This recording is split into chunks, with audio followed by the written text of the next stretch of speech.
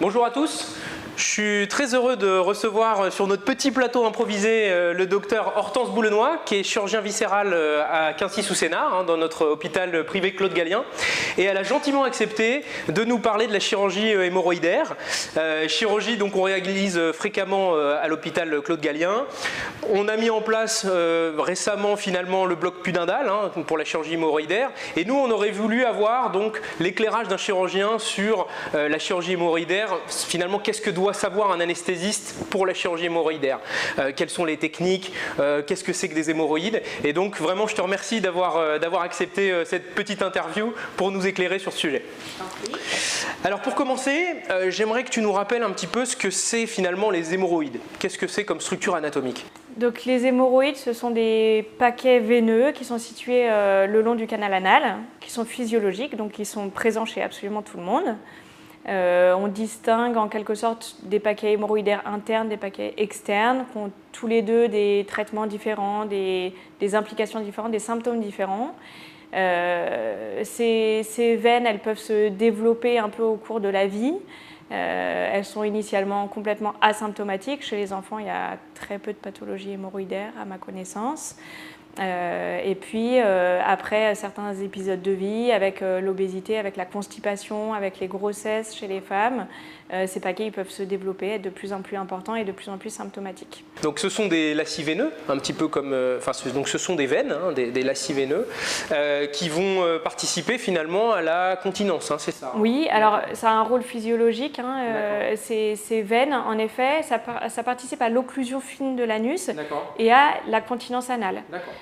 Voilà, ça a un rôle, ça n'empêche pas de pouvoir opérer et les retirer sans que les patients soient incontinents, heureusement. Mais en effet, il y a une sensibilité anale qui est en lien avec ça. D'accord. Alors finalement, comment on en vient à la pathologie hémorroïdaire? Alors, la pathologie hémorroïdaire, elle se développe avec le développement de ces veines. Plus elles sont dilatées, on passe d'un grade 1, 2, 3, 4 pour les grades les plus importants, avec des symptômes qui empirent. D'accord. Donc finalement, ce sont les veines qui vont augmenter, un petit peu comme au niveau des jambes. Donc qu'est-ce qui fait que ça augmente finalement Alors, les différents mécanismes qu'on a retrouvés, c'est d'une part l'augmentation de la pression veineuse. Donc ça, c'est à chaque défécation, avec les efforts de poussée. Les veines, elles se dilatent. Quand la pression abdominale augmente. Voilà, les patients obèses un petit peu, ce rôle-là il a été décrit. Et puis les grossesses, on a vu que c'était un facteur majeur pour l'apparition d'une pathologie hémorroïdaire. D'accord. Il y a aussi le vieillissement un petit peu des tissus, j'imagine. Le tissu conjonctif qui vieillit un petit peu aussi. Voilà, ça a été décrit aussi, notamment pour le prolapsus hémorroïdaire. D'accord. Ok. Et donc ces hémorroïdes, donc ils peuvent grossir. Finalement, elles peuvent. C'est quoi les symptômes qui amènent les patients à consulter, à avoir des ennuis? Quels sont les problèmes avec ces hémorroïdes finalement? Alors, les différents symptômes qu'on retrouve le plus souvent à la consultation. En numéro 1, c'est les douleurs. D'accord. C'est de la douleur en premier lieu. Il y a deux types de douleurs, soit des douleurs quotidiennes à chaque selle. Parce qu'il y a un prolapsus à chaque selle avec les efforts de poussée.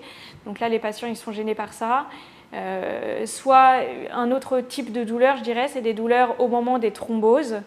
Et ça, les patients ils sont gênés pendant une dizaine de jours par des thromboses hémorroïdaires, des douleurs tellement fortes qu'ils vont consulter aux urgences ou un praticien. D'accord, donc là c'est plutôt aigu avec une thrombose et on va consulter aux urgences parce que finalement on a un thrombus comme on pourrait avoir dans la jambe, comme une phlébite de jambe, c'est ça.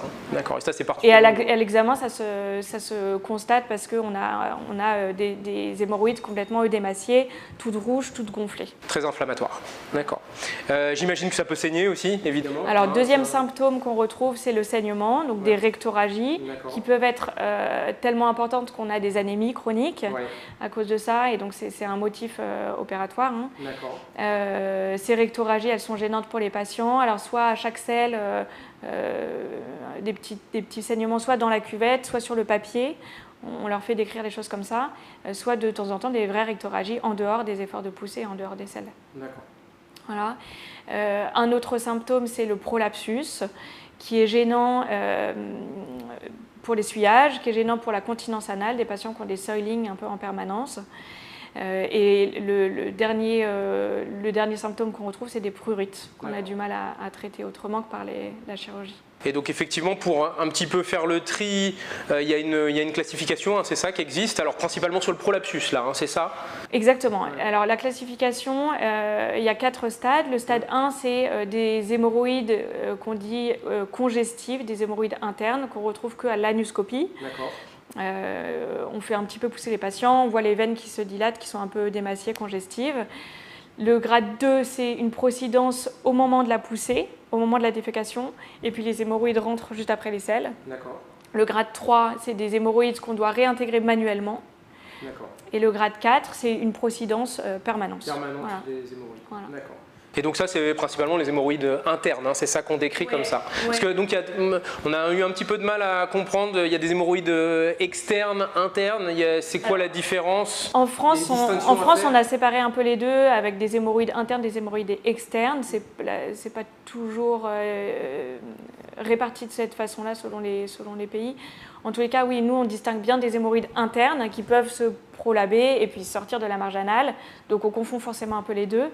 Et des hémorroïdes externes chez certains patients, principalement ça, c'est les hémorroïdes qui se thrombosent avec un petit caillot qui se forme à l'extérieur. D'accord. Alors finalement, c'est quoi la prise en charge de ces prolapsus hémorroïdaires? On tente d'abord un traitement médical, on va d'abord à la chirurgie, comment ça se passe? Alors, comment on organise les choses? Il y a une escalade thérapeutique, on va dire. En premier lieu, c'est toujours un traitement médical, péros ou des traitements topiques. Les traitements péros, c'est des traitements antalgiques quand il s'agit de thrombose. Et les traitements topiques, là, ça marche autant pour les saignements que pour l'œdème, qui est responsable de douleur. C'est quoi? C'est des anesthésiques locaux? C'est des anesthésiques locaux avec des corticoïdes. Avec des corticoïdes. Voilà, en suppositoire ou en pommade. Donc les patients, ils peuvent prendre ce genre de traitement, alors, soit donné en vente libre à la pharmacie, soit c'est des traitements sur prescription, à prendre pendant une dizaine de jours au moment des crises hémorroïdaires, qui marchent assez bien, mais pour des grades assez faibles. Voilà. Ça n'a pas d'effet sur le prolapsus.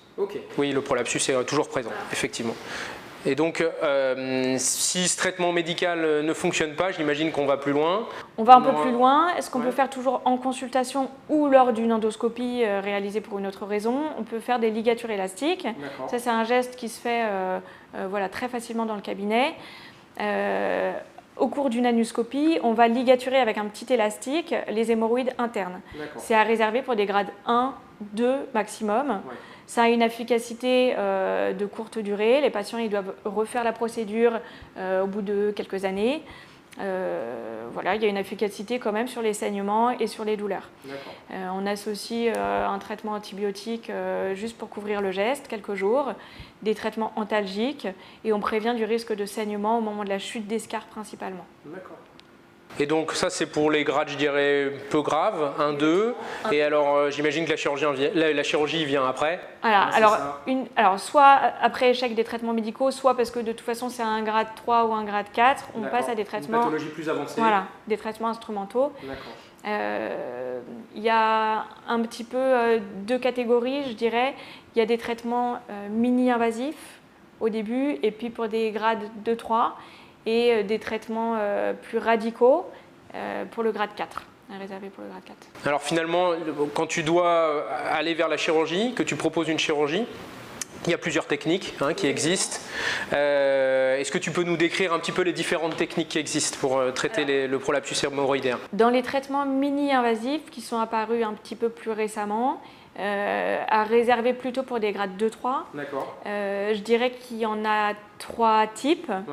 Il y a l'anopexie selon Longo. Donc, il s'agit d'une pince circulaire qui permet d'agrafer la muqueuse rectale au sommet, au pôle supérieur des hémorroïdes et qui permet de relever le prolapsus. Ça limite et les saignements et les douleurs et le prolapsus. Donc là, on joue finalement sur la localisation des hémorroïdes qui sont descendus. On va retirer, c'est ça, une collerette rectale et on va remonter tout le paquet hémorroïdaire. C'est ça le principe, c'est ça, d'accord. Ce traitement, il permet de bien corriger le prolapsus. Les hémorroïdes externes, elles sont toujours là. D'accord. Un deuxième traitement mini-invasif, c'est la ligature des artères hémorroïdaires. D'accord. Alors, à l'aide d'un anuscope avec un petit échographe qui est fixé dedans, on va sélectivement lier les artères, une par une, voilà, qu'on repère à l'échographie et au Doppler. D'accord. On le fait un peu de façon circulaire, même si c'est guidé par le Doppler, mais globalement, ça se répartit selon voilà, les différents cadrans. Et on associe très souvent une rectopexie en même temps, qui permet quand même de corriger le prolapsus. D'accord. Donc là, le principe, c'est une pince spéciale finalement, hein, un anuscope spécial. C'est un anuscope. Voilà, équipé d'un Doppler, hein, c'est ça. Équipé d'un Doppler. D'accord. Et donc on va repérer ces paquets vasculaires avec l'aide du bruit du Doppler. Exactement. Et quand on est au bon endroit, c'est ça, tu vas suturer à l'intérieur de la pince. Hein, il y a une petite fenêtre, hein, c'est ça, où tu vas pouvoir passer un fil et ligaturer l'arrivée finalement vasculaire. Hein, c'est ça, hein, c'est ça. Là, on demande aux anesthésistes d'avoir une bonne tension pour pouvoir bien entendre le bruit. C'est une voilà. Et puis. Un des moments où il faut une bonne tension pour le chirurgien. Exactement. D'accord. Qu'est-ce que tu utilises d'autre comme Alors technique? la troisième technique, c'est la radiofréquence. D'accord. Avec une toute petite sonde qu'on rentre dans le paquet hémorroïdaire interne. Là, il ne s'agit que des traitements des hémorroïdes internes. D'accord. On va piquer directement dans le paquet hémorroïdaire et on va délivrer une onde sélectivement, paquet par paquet. D'accord. Donc ça ressemble à de la sclérose finalement. Là, on va scléroser, on va aller un petit peu griller, occlure, griller le paquet veineux pour qu'il se sclérose finalement. Hein, c'est ça. Ouais. Donc dans ces trois techniques, il n'y a pas de plaie au niveau de la marge anale, il n'y a pas de soin. D'accord. Ouais. Sauf le longo, c'est ça. Le longo, il y a quand même la belle collerette, c'est ça. Alors c'est suturé, il n'y a pas de soin, il n'y a pas de plaie. Il n'y a pas de soin post-opératoire. Ah oui, il n'y a pas de soin. Ça, tu veux dire que oui, tout est interne, il n'y a pas de soin post-opératoire. Exactement. Okay. On ne touche pas à la marge anale. D'accord. Ouais. Et puis enfin, donc je dirais l'intervention chirurgicale reine que tout. Exactement, qu'on doit tous savoir faire parce que finalement c'est la seule qui traite les stades 4 avec un gros prolapsus. C'est la technique de Milligan-Morgan. Là, on va enlever carrément les paquets hémorroïdaires. Un par un, sélectivement, en trèfle. Globalement, on décrit 3 paquets hémorroïdaires. On peut en faire 1 ou 3, pas 2. Pas 2, d'accord. Pas 2, sinon il y aura une sténose de l'anus. D'accord. Donc on peut faire 1 ou 3 et on enlève les paquets hémorroïdaires internes et externes. D'accord. Et donc là, tu incises dans la muqueuse, c'est ça? Là, on incise le long de la marge anale, donc on a une plaie à l'extérieur. Dont les patients devront apprendre les techniques de soins et qui remontent jusqu'à l'intérieur de l'anus et on va lier sélectivement les artères qui vascularisent ces paquets. D'accord. Et retirer les paquets hémorroïdaires. Exactement, qu'on envoie en analyse. La la pathologie hémorroïdaire, elle est censée être traitée, il n'y aura pas de récidive. D'accord, et normalement on ne récidive pas. Exactement. Ok. Et comment tu vas finalement faire ton choix parmi toutes ces techniques? Alors il y a les grades, j'imagine déjà quand même, la gravité des hémorroïdes, du prolapsus, mais est-ce qu'il y a d'autres choses qui interviennent dans ton choix? Alors, en effet, il y a le grade, comme j'ai dit. Les hémorroïdes grade 2-3, elles peuvent tout à fait être traitées par des techniques mini-invasives. D'accord. Entre les 3 techniques, c'est assez dépendant finalement du chirurgien. D'accord. Des préférences de chacun. Ouais. Les études comparatives, elles n'ont pas montré une grande différence en termes de récidive, en termes de douleur post-opératoire, en termes d'efficacité là-dessus. Donc ces 3 techniques, elles ont été validées.